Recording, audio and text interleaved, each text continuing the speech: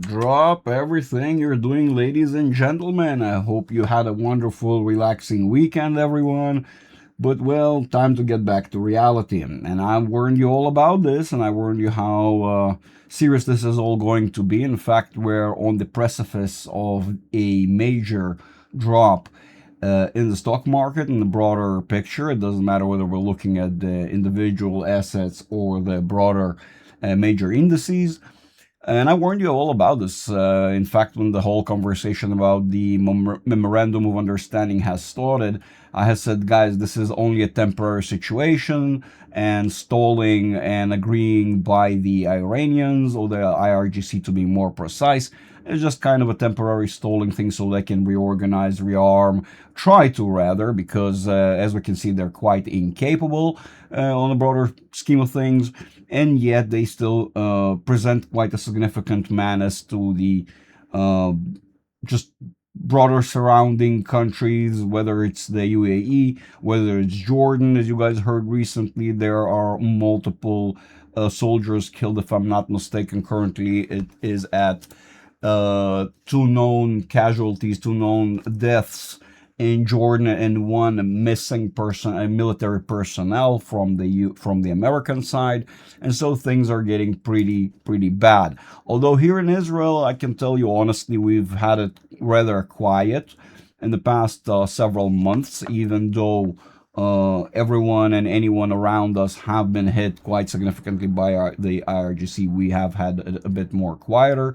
Although, don't misunderstand and don't think that the mess and everything that is going on up north with Lebanon has completely ceased to exist. Not at all. In fact, it's pretty much as it was before. It does die down from time to time and go back up and down, kind of, simply because of the negotiations that the Americans are having with the IRGC at the moment. Now, realistically speaking, we really haven't had any changes or major events to change the directionality of the stock market, which we're going to talk about the technical facets of things. But before we do, I want us together to watch a short video that came out by Fox News about 2 hours ago. Let's watch and see what these guys are saying. So the major story right now is, of course, in the Middle East, and the U.S. launching an 8th straight day of strikes in retaliation against the IRGC that continues to target U.S. Bases in the Gulf region, and tragically yesterday killing 2 U.S. service members, wounding some others. One is believed to be missing. We're following that story. A third soldier is believed to be missing. Yeah, and of course, obviously, everybody, President Trump was hoping to move us towards peace. This changes the dynamic of that, I think, very much. It's one thing to have the tit for tat, missiles going back and forth, but when U.S. troops get killed by an intentional missile fired by Iran, completely changes the game. Well, and also we see Iran as well harassing our regional partners in the Gulf as well. Griff, you've got more on that. Let us know. Well, and that's a really important point, Lisa, because the IRGC has not stopped targeting U.S. service members in the Middle East. Now, the most recent attack was on Muwafaq Salti Air Base in Jordan. That has been there. We've had a partnership for a long time with Jordan. It is an air base where we keep not only our planes and assets like that, we have Reapers there and other things. We believe, and we're waiting for the final assessment damage. We tragically know 2 service members were killed, but we believe that they may have hit some hangars possibly on Muwafaq Salti Air Base. And of course, the extent of damage we don't yet know, but it was ballistic missiles that Iran was able to shoot. But it's not just in Jordan. Over the last several days, we've seen them attack Ali Salim Air Base in Kuwait, the Prince Sultan Air Base in Saudi Arabia, Al Udeid in Qatar, and the Fifth Fleet in Bahrain. Iran has continued to hit all U.S. assets in this area. There you go. You see that. This is where, of course, the Battle of the Strait of Hormuz is happening. But these Gulf partners and our assets there are absolutely at the mercy of Iran refusing to stop firing those missiles. And that is a great concern. And that is why the U.S. is continuing to stiffen its resolve. Now, our strikes yesterday, the U.S. strikes, largely were hitting places along the strait in Bandar Abbas and other areas. But in the wake of these two service members being killed, you can only expect things to increase. Former Secretary of State Mike Pompeo saying this a little bit earlier. Listen. This is part of a continued strategic campaign on behalf of the Trump administration to do what President Trump talked about at the outset of this, right? Surrender from the Iranian regime. President Trump has tried to find a path forward that didn't require that, but the Iranians have clearly demonstrated they have no interest in anything short of that. So this effort will continue. We will diminish their capacity to control the strait. And this is about nothing less than Western civilization. Are we going to allow someone like a regime in Iran, a terrorist regime that has killed not just these two service members, but thousands of Americans over decades, are we going to allow that kind of regime to continue to threaten basic human decency? Or are we going to do the necessary and make sure that that regime can never threaten, whether that's Israel, the one rightful Jewish state, or the United States of America and its president, as they're doing just as we sit here this morning? You know, Griff, I want to ask you a question because you've spent time in the Middle East. You've covered war zones. You've been covering a lot of this stuff for a while now. Our relationships with some of these Gulf countries have improved with President Trump. He's strengthened a lot of those relationships. But clearly, Iran is trying to ramp up the pressure on our regional partners there. Mm-hmm. Does it strengthen their resolve against Iran and standing with us, or does that create tension between the United States and these countries? Excellent question. Thank you. The answer is that it stiffens the Gulf allies' resolve against Iran on the U.S. side. Why? Because in the case we just had a few days ago, Iran struck Ali Salim Air Base, our U.S. air base in Kuwait. But they also launched strikes against the Kuwaiti Petroleum Corporation, and they're hitting oil production facilities in these countries. Just 48 hours ago, they struck the Prince Sultan Air Base in Saudi Arabia. Now, we don't see very few strikes from Iran striking Saudi Arabia, and that is really leading to stiffening the Gulf allies' resolve in this. Well, and it's interesting, too, because, you know, I recall that speech in 2025 with Saudi Arabia, and President Trump said he wanted the future of the Middle East to be commerce, not chaos. Yeah, absolutely. So, you know, hopefully we get to that point. Be sure to like and subscribe for all the Fox News. All right, that's enough from Fox News. You all know what time it is. Let's go look at the charts, boys and girls. Look, you got to understand, there's a reason why I was able to predict and expect these sort of occurrences and this sort of behavior from the IRGC in the first place. Ladies and gents, let's all be adults in the room right now and admit that the two sides are fundamentally opposing. The culture of the IRGC and the actual local Iranians, which is completely opposing it, is extreme Islam versus moderate Christianity. So, and the American side, in this case, having their Western views on things, we got to understand that fundamentally the two sides are so opposing that we will never agree.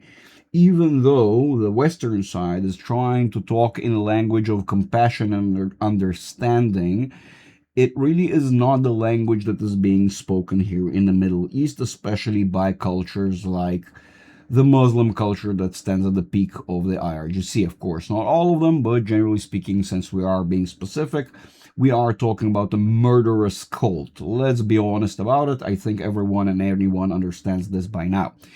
And so this entire issue cannot be resolved by trying to persuade one side or the other to capitulate and agree based on their own terms, which will never happen. The two sides, like I said, fundamentally cannot agree.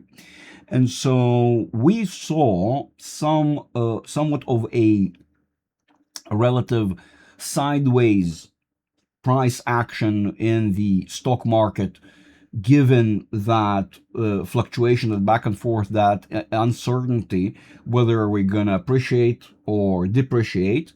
And I warned you all, in fact, given you what turns out to be, or as we said, this may take a little while, a couple of months in advance warning about the actual outcome, and as now you're starting to see this depreciation in the overall stocks and the major indices. But you're probably arguing the very same argument that you were arguing before. Greg, what's the difference? We've seen this before. Now, arguably so, we've been moving as, let me bring back our overlay right there, our stochastic RSI overlay, so everyone can see the overlay and kind of follow up on what it is that I'm trying to say here.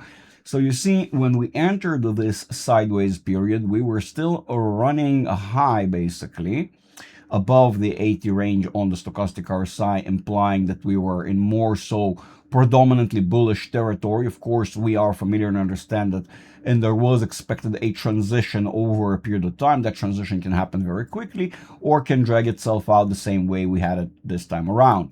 In fact, if you think about it, this turnaround, the crossover, when we have had the transition to more of a bearish momentum, unfortunately, so far, as we've been moving very, very, very slowly, that momentum has played out within the bullish territory. Right now, you can see the angle and the direction, and of course, the steepness that does provide us somewhat of an idea of where we're headed from here on out.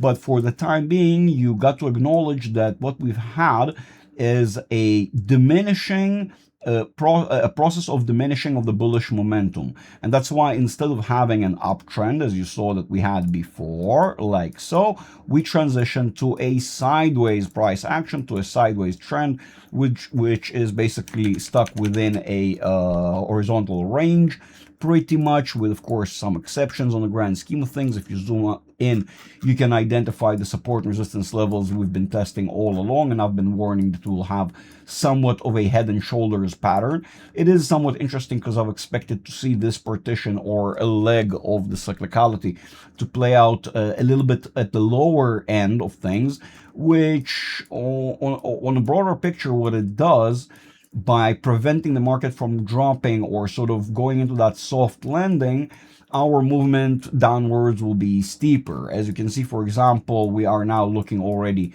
at the hourly chart. We are looking quite bearish. Yes, there is a potential of a turnaround, naturally speaking. In fact, we're probably not that far off from it.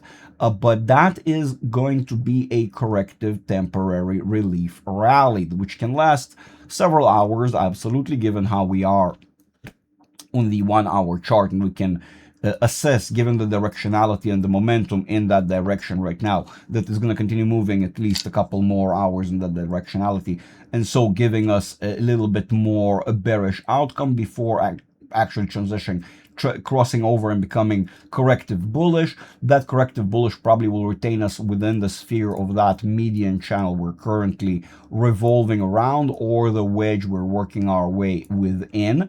In fact, as you can see, the closer you get, the clearer that wedge becomes, so to speak. In fact, the angle of the channel. So, but on the hourly, as you can see, the angle just a little bit steeper, since it has more data to derive that channel out of. And the channel is just a little bit steeper, more condensed, naturally speaking. 4 hours, we are already becoming quite bearish, and we're nowhere near a crossover, so there is nowhere near any corrective measure. In fact, the 4 hourly, which is closer to being a day chart, is far more indicative of a move to the upside. Shit, I forgot to bring in the overlay. Here it is. My apologies. So you can see on the 4 hours, which is far more indicative of the day range, and we're going to transition into the day range and you can see what we see there in a second, appears to be a lot more bearish. So it does not seem like the market is too preoccupied with closing or filling in the leftovers of the gap. If in fact the market is far more preoccupied with building up downwards momentum, which we can assess in the near term. We'll be testing 7,384.45. We've seen this level play a major role multiple times before, especially if you've been following my channel. The diagonal channel, the range, the trend we are moving within the framework of is probably the more likely destination for this bottom, at least on the hourly range. But if we look at the daily, we realize we're merely getting started with this downtrend. Everything I was just showing you is condensed into this tiny area. And as you can see on the daily, we are still in corrective territory. So which means we're not actually crashing lower. We're still sort of moving sideways-ish or retesting certain levels that are within the sphere or framework of the levels of 7,460, as you can see, roughly where we had the gaps happen prior. This level, I'm talking about, this level to be more precise, those who don't understand this blue line. And so this bearish momentum, when it becomes transitions truly bearish throughout the following week. And so basically, this is me giving almost this final warning, almost ringing the alarm bell when the tsunami is not just hypothetically going to hit us based on the cyclicality and momentum that's presenting itself forward, but rather we can actually see it through our scopes forward, and it's coming ahead towards us. So as you can see, one of the major reasons why I've been warning and touting that we're gonna have this head-like structure, to those who are familiar with harmonic patterns, we are having basically a head structure that is going to result with an outcome of roughly around 6,600, 6,100, roughly, give or take. And why do we assess that? Simply because if you pay attention to our weekly, which right now does not, the weekly chart does not tell us what we can see for the upcoming week, but rather what is going to be the behavior given the cycle and the location of where we are, which is imperative to know, to understand, within increments of weeks, a week increment at a time. And so since we are nowhere near convergence territory, crossover territory, which usually happens below the 20 once we squeeze out all our bearish momentum. And in fact, what you can see here is that so far we've been moving sideways, as I always say. Bearish and bullish territory above the 50 results in sideways, a mixture of the two forces, right? They kind of cancel each other out. And vice versa on the lower end. Of course, the cyclicality does prevail and determine whether we're going to continue more forcefully downwards or actually correct upwards. And that's why knowing about the cycle and where we're at within it is very important, actually.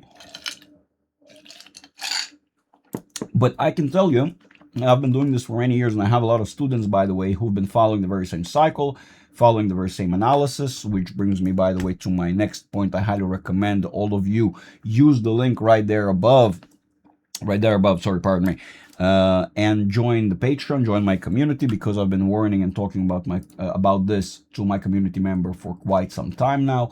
In fact, I have now launched the inner circle kind of thing that those of you who are members of Tom's community are more than familiar with. It is more of this framework for people who really want to understand proper in-depth technical analysis and how to apply it, especially within this downtrend market that we're about to have, and how to have gains and profits and be in the green while everyone else are in the red. So I highly recommend, do not waste this opportunity, because everything is still highly discounted. In fact, let me brag just for a second how low I kept all the prices. You guys can still join at the basic tier. Of course, if you do pay annually, don't forget this little ticker up there with a 20% discount. If you take this, you will get to pay only $8 a month instead of 10, 72 instead of 90, or 162 instead of 200. But this particular tier right there on the right is made for the Academy members, for the Academy graduates who already finished the Academy and understand all the strategies that are applied. We can then talk to them on a common language. We have a common denominator between us to understand really the facets of the technical analysis and how to read the market, not just and understand what is happening right now, so to speak, in front of you, in front of your windshield, but rather be able to look outside and look further out and assess and analyze and really predict based upon the data that we're having. As you guys remember, we're a data-driven analysis group. community, if you will. And I highly recommend you guys not waste this opportunity right before the market just drops very, very badly, and then you're gonna completely lose your, focus on your overall plan and what it is that you were, oh, my camera died as always, you're planning to achieve with your portfolio, and you will drag it down with everyone else because you're going to be affected by your emotions. It's not an optimal situation. In fact, pretty much is the opposite. When you're subject to your emotions, you fail very miserably in the stock market. This is a known fact, in fact. Okay, so the camera is back on. Pardon me for that. So yeah, definitely join the community while everything is still highly discounted. And yeah, the community members, as I was saying, again, they were completely up to speed, whether it's via charts that I talk to my Patreon members, whether it's the Academy graduates that are actually up to speed on their own independent level. No, I'm not going to show the photos right there. It's more of a hush-hush secret, in the know information, right? Of course, we have the archive that contains all the videos of the past and so on, that when you join, you can watch and sort of trace how we got to where we have. And yes, I've been warning and preparing my members about this for quite some time, talking about the levels, explaining the forces, the supports and resistance levels, the reasons, cyclicality, and everything in between. If you want to learn and understand the technical facets that we discuss here on a weekly basis and understand and become an independent analyst for your own self, so you truly do not just don't depend on the talking heads and the bubble heads in the media that tell you all sorts of things. By the way, in fact, one of the other things you see we do in the community, we share what is relevant and true, kind of help each other filter out the true information. And yes, I do meet some of my members sometime. Damien, you beautiful legend, shout out to you. Polinka, I'm supposed to meet Polina in the following days as well. Hopefully everything will work out and I'll have some pictures to add with Polinka as well. But yeah, you guys can see this is a tight-knit community of like-minded people who focus on the technical facets of the market as well as the news cycle, and kind of bring it back together to a singular cohesive kind of equation that results in a true understanding where the direction of the market is for the following months and years, and not just days at a time.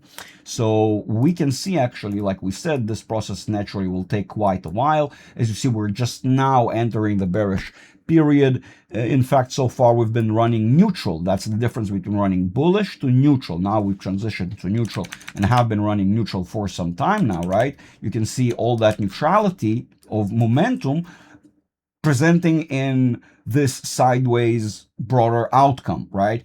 But now you can see that the broader outcome is becoming a lot more bearish, and you're having hints in the smaller time frames that will be the initial launching shot, so to speak, right? That shot to begin the race downwards. And I've been warning for some time now. I've said, ladies and gents, be attentive. There is a tsunami coming in. I was talking about how we are examining plug and other assets such as oil, for example, the energy sphere, to see how we can make gains while everything else will be crashing. In fact, if you noticed oil recently, everything is playing out exactly as I told you, ladies and gents. Those who've been following, we broke down to roughly around that range of 62, 66. To say that it's complete yet, I can't fully. Why? Well, the market is still implying that there is still bearish momentum to be purged from the system quite shortly, meaning if we're looking at the 4-hourly or very shortly the daily scheme of things, that means we're about to max out our bullish momentum and have a correction. Does that correction necessarily mean we're going to go down all the way to retest that 66 or 62, as I've implied we may end up testing? Not necessarily so. It really is, it seems that we're building up into a bullish structure, as I said. I literally warned all about these things months ago, months in advance, how we're going to have a correction downwards, and eventually that correction downwards will result in a move up without everyone noticing, whether it's because of the collapse of the MOU, whether it's the overall talks, the RGC misbehaving, Hamas, Hezbollah, you name it, all of the above, and some other atrocity that can happen at any given moment. But you get the broader idea. The technical facets really do allow us to look forward, or rather what the institutions and the major players in the stock market are preparing for. And usually the major players are either ones who sort of, the market makers, the ones that actually drive the market to behave the way it does, or more so are in the know and understand what is coming. And so you're seeing footprints of their preparation for that upcoming event. And so you can see that still, although we are bullish on the 4 hourly, on the 1 hourly, we're still somewhat bearish, although our lows potentially are going to be higher lows. As you can see, even if we end up testing this area, it is still higher lows, which does imply a transition into a bullish curvature, basically bullish trend. So pretty much everything as I've predicted it within the last several months. It just took a little longer to unfold than the average person's patience can take. Unfortunately, a lot of people lose track and lose sight of the the cyclicality or where the market is headed, simply because they're impatient and they like to see something changing and moving. And most people are biased to the upside and expect an uptrend rather than a downtrend. The reality is that right now we are moving at the higher band of oil, and we are seeing a corrective movement that's starting to unfold because oil is more of a linear ascent and basically stuck in a band because of demand destruction and inflation reverberation byproduct, so to speak, effects. We end up having the same cyclicality in the broader stock market, opposing, of course, but more so stuck in narrow sideways horizontal ranges. And so right now we're, like I warned before, now that we ended up testing these lows and appear to start sort of catching back up to the upside, we're going to retest again 78, 87, 95, 99 with appreciating oil prices. Naturally, we're going to see inflation kick back into high gear. The fears of the side effects, demand destruction, profit margin destruction for the various smaller companies, which will result in their demise over time. So basically, we are right now at the precipice of another sort of, well, no, it's not really correct to draw it like so, but more so a continuation of an uptrend. Although we saw this very great volatility that I warned about, the broader picture of things is that we are very bullish on oil and are about to basically the opposite of what we're seeing in the stock market. As we say, again, oil and the stock market pretty much work in this opposing way. If the stock market is going up, oil is dropping. If oil or energy is appreciating in value, the stock market naturally is dropping because costs are expanding and companies are forced to cut, and that is the result. And of course, in our case, we're having a lot more side effects than just this one thing. We're having a long sort of enduring stagflation at this stage, and a lot of demand destruction based on inflation and consumer weakness. But that's naturally what happens when you drag out such a painful inflationary environment for so long, instead of brewing up a cure and actually taking the measures that are necessary, which are basically hiking rates and creating demand destruction from a different side of things. And unfortunately, when you don't do that artificially, eventually the nature of the market tends to force it out. And so we're at the precipice of it, and I was warning quite a long time. If you think about it, a couple of months is a very long time to be more than prepared to understand join community like mine. And I don't even say, guys, join my community. Mine is the best. Mine is the best. Let's be honest. There's a reason why people like even Tom Nash acknowledge my skills and abilities, who hates technical analysis, or hated rather, now acknowledges a little bit more. Shout out to you, Tom Nash, you beautiful legend. Love you, brother. Hope you're having fun in your vacation. But yeah, that is it. That is pretty much what I had to say, ladies and gents. Everything is as I predicted. Now we're just seeing it unfold.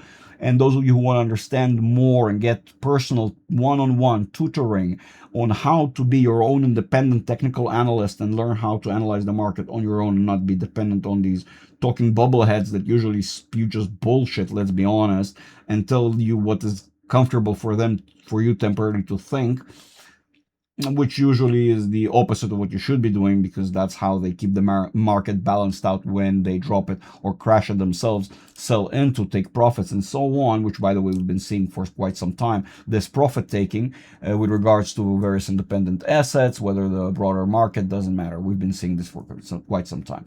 So that's it, ladies and gents. From here on out, I really would like to hear your thoughts and what do you think where the market is headed down below in the comment section. Do not miss out on this opportunity, because all the prices will be going higher. Or whether it's the one-on-one academy, whether it's the full tier membership, whether it's the basic tier, whether it's the executive briefing right now that I have had. The executive briefing is the inner circle for our members, where we are actually going to be discussing potential good valuable assets within this downturn of the market, and how can we have good positive returns while everyone else are badly in the red. Of course, to join the executive briefing, you must be an academy graduate, somebody who basically gone through the academy tier, completed the academy, and then decided to go to more of an advanced tier, where we basically discuss portfolio management facets. None of anything that I talk about is financial advice. It's all about creating mature and adult independent investors who can make a data-driven decision and not based upon a gut feeling. Because if you guys know well what we say, if you have a gut feeling, take it to the bathroom, it might pass. So ladies and gents, keep all of this in mind. Oil is gonna go higher, and I warned about this a while back, if you will. SPX is gonna go down. I warned about this a while back. Now it's just simply happening. So don't come crying to me, Greg, what should I do now, when it's too late? Don't wait until it's too late. That's the real thing you should do ahead of time, and not wait until it's too late. That's the common mistake everyone else makes in the stock market. I love you all. I hope you all have a wonderful weekend, end of the weekend, and a wonderful trading week this week. Definitely join in my community in Discord, even if you just want to, inquire and get to know what it's all about. You can join in, talk to me directly, open a support ticket like so. If you join the first lobby, you will not see all these channels. You will first see these two channels, the left click me or need help, right? So both kind of will direct you in the right direction. You make a support ticket or an academy application, doesn't matter, whichever one suits you, and I will talk to you as soon as I'm available. Usually we'll schedule a call, discuss what it is that I offer to teach you in my academy, do some Q&A, and progress from there. That's it, ladies and gents. Like I said, you all have a wonderful end of the weekend, and I will see you throughout the week with all the lives and the videos that I'm going to be making, because I'm back to, back to normal schedule. We have a lot to talk about. I know I've been a little bit on the offside, but now we are back to normal. See you all in the next one. Bye-bye, ladies and gents. Love you all.